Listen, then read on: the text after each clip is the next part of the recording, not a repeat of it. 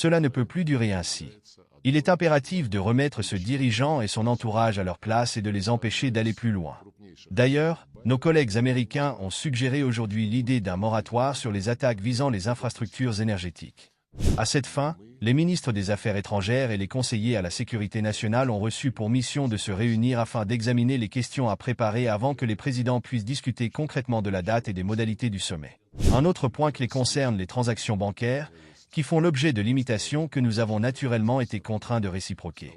Nous avons convenu que nos adjoints se réuniront prochainement pour examiner la nécessité d'éliminer ces barrières artificielles entravant le bon fonctionnement des ambassades et autres institutions diplomatiques, aussi bien en Russie qu'aux États-Unis. Les relations entre les États-Unis et la Russie sont comme un champ de mines diplomatique.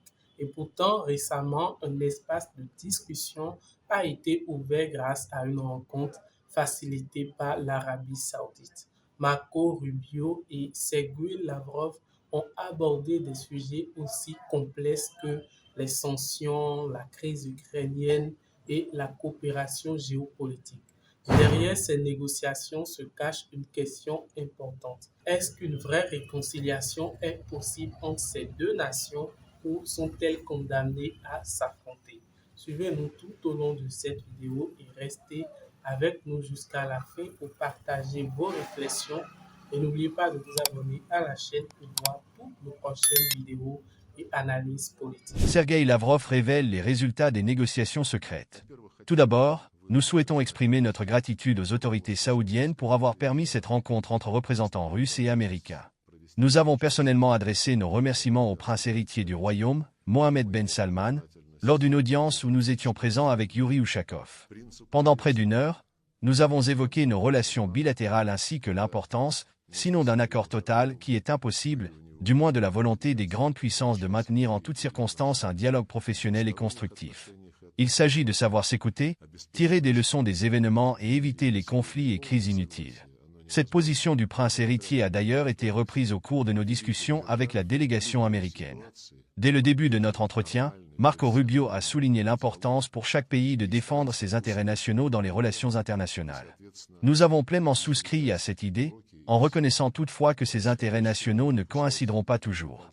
Dans de telles situations, il est crucial de gérer ces divergences, de ne pas les laisser s'envenimer, et surtout d'éviter toute escalade vers une confrontation militaire ou d'un autre ordre. En revanche, lorsque nos intérêts convergent, il est essentiel de tout mettre en œuvre pour unir nos efforts et concrétiser des projets mutuellement bénéfiques, tant sur le plan géopolitique qu'économique. Ainsi, je considère que notre échange a été très utile. Nous ne nous sommes pas simplement écoutés, nous nous sommes véritablement entendus.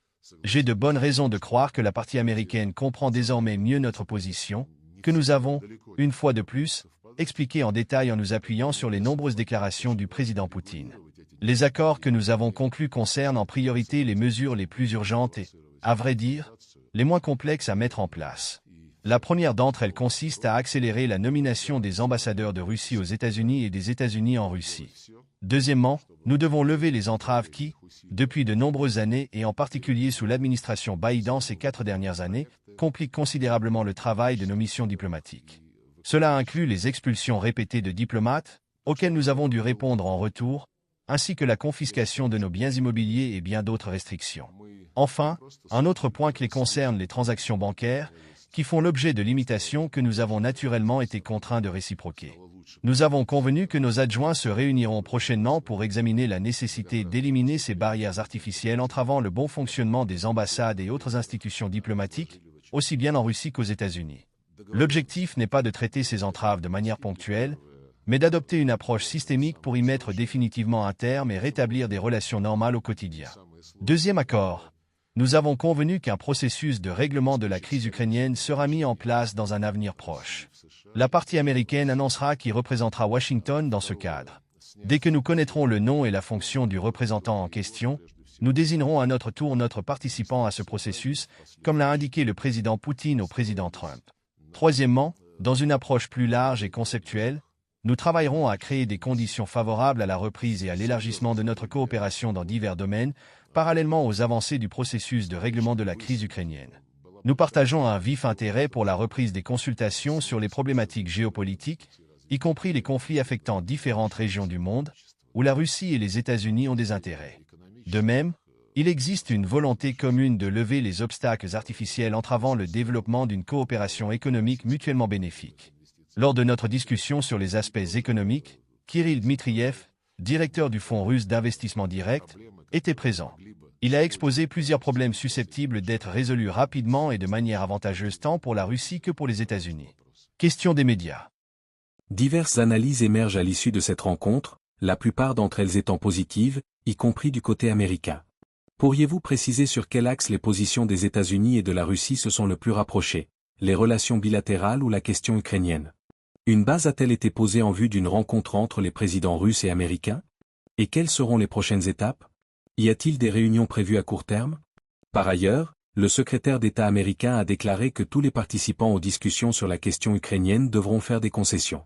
Savez-vous déjà lesquelles? Réponse de Sergueï Lavrov. Concernant les points sur lesquels un terrain d'entente a été trouvé, ce qui ne signifie pas nécessairement un rapprochement total des positions, j'ai déjà évoqué plusieurs éléments. Nous avons pratiquement acté la nécessité de résoudre une fois pour toutes les problèmes liés au fonctionnement de nos missions diplomatiques. De plus, en matière de dialogue international et de relations économiques, un engagement mutuel a été exprimé pour rechercher des solutions concrètes. S'agissant du dossier ukrainien, comme mentionné précédemment, nous avons convenu que les Américains désigneront leurs représentants, auxquels nous répondrons en nommant le nôtre. Une fois cela fait, des consultations régulières débuteront.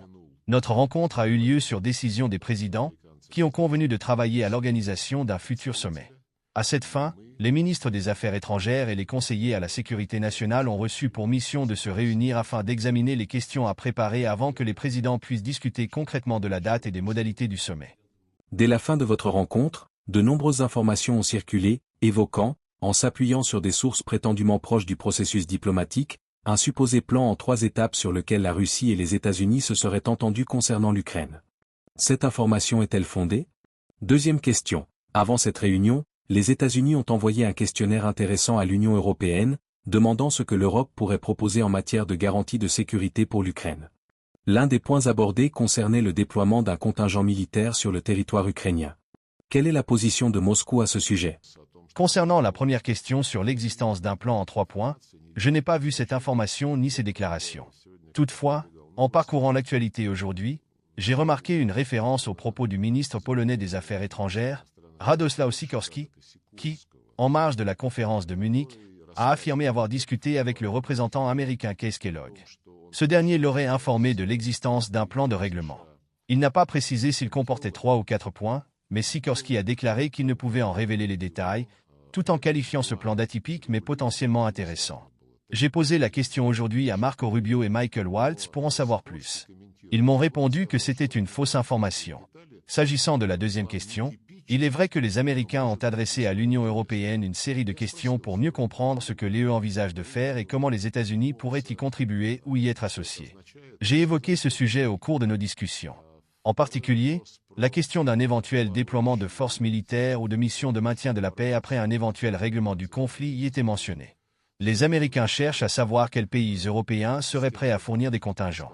Il est clair que cette question s'adresse aux membres de l'Union européenne. Nous avons expliqué à nos interlocuteurs d'aujourd'hui que nous avons bien noté les déclarations du président Trump, qui a été le premier parmi les dirigeants occidentaux à affirmer clairement que l'intégration de l'Ukraine dans l'OTAN est l'une des principales causes du conflit actuel. Il a également qualifié cela de grave erreur de la part de Biden et de son administration, ajoutant que s'il avait été président, il ne l'aurait pas permis. Dans ce contexte, nous avons rappelé que le président Poutine a souligné à de nombreuses reprises que l'élargissement de l'OTAN et l'absorption de l'Ukraine par l'Alliance Atlantique constituent une menace directe pour les intérêts et la souveraineté de la Russie. Ainsi, l'apparition de troupes des pays de l'OTAN sous un autre drapeau, qu'il s'agisse du drapeau de l'Union européenne ou de drapeaux nationaux, ne change rien sur le fond. Cela reste inacceptable pour nous. Quant à cette nouvelle provocation visant l'infrastructure énergétique du Kazakhstan, on peut évoquer de nombreuses raisons ou tenter de deviner qui, à Kiev, a donné un tel ordre. Mais une chose est sûre, cela ne peut plus durer ainsi. Il est impératif de remettre ce dirigeant et son entourage à leur place et de les empêcher d'aller plus loin. D'ailleurs, nos collègues américains ont suggéré aujourd'hui l'idée d'un moratoire sur les attaques visant les infrastructures énergétiques. Nous leur avons expliqué que nous n'avons jamais mis en danger les réseaux d'approvisionnement en électricité destinés à la population civile. Nos cibles ont toujours été des infrastructures servant directement les forces armées ukrainiennes. Nous avons également rappelé que lors des discussions sur une éventuelle relance de l'accord céréalier de la mer Noire, les médiateurs turcs avaient déjà évoqué l'idée d'une protection des infrastructures énergétiques. Nous avons exprimé notre disposition à discuter des modalités, mais ensuite Zelensky lui-même a renoncé à cette possibilité. Deuxième question.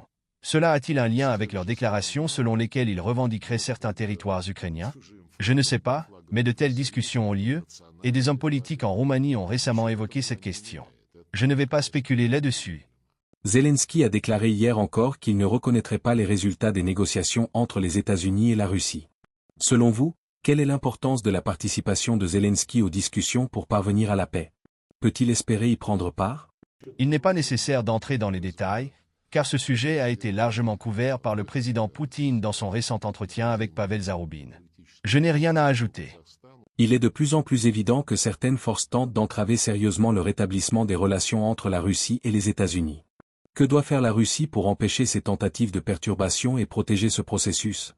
Et après 4 heures et demie de discussion en tête-à-tête avec les Américains, pensez-vous que leur volonté de restaurer les relations avec la Russie est ferme? Pour éviter que le processus de rétablissement des relations entre la Russie et les États-Unis ne soit entravé, il faut tout simplement les rétablir. C'est précisément ce que nous avons fait aujourd'hui, et je peux dire franchement que ce n'était pas sans succès. Nous n'avons pas encore tout abordé, et certaines divergences subsistent, mais l'approche conceptuelle du travail à venir avait déjà été définie par les présidents lors de leurs conversations téléphoniques. Nous avons perçu une détermination totale et une volonté concrète de nos collègues américains à aller de l'avant, conformément aux instructions des présidents, de manière active. Nous poursuivrons également ces efforts. Alors, quel est l'avenir pour ces relations tendues entre les États-Unis et la Russie? Pouvons-nous réellement espérer une réduction des tensions ou ce n'est qu'une façade avant un nouveau conflit? Qu'en est-il des sanctions? Pourquoi les États-Unis persistent-ils dans cette stratégie? Est-ce que la diplomatie, comme ce qu'on a vu dans cette rencontre, est réellement une solution ou un simple palliatif? Je veux vraiment connaître vos avis sur tout ça. Venez, on va en discuter dans les commentaires ensemble. Je serai présent pour répondre à chacun d'entre vous. Donc, n'oubliez pas surtout de vous abonner à la chaîne pour ne plus manquer nos prochaines vidéos. À tout de suite.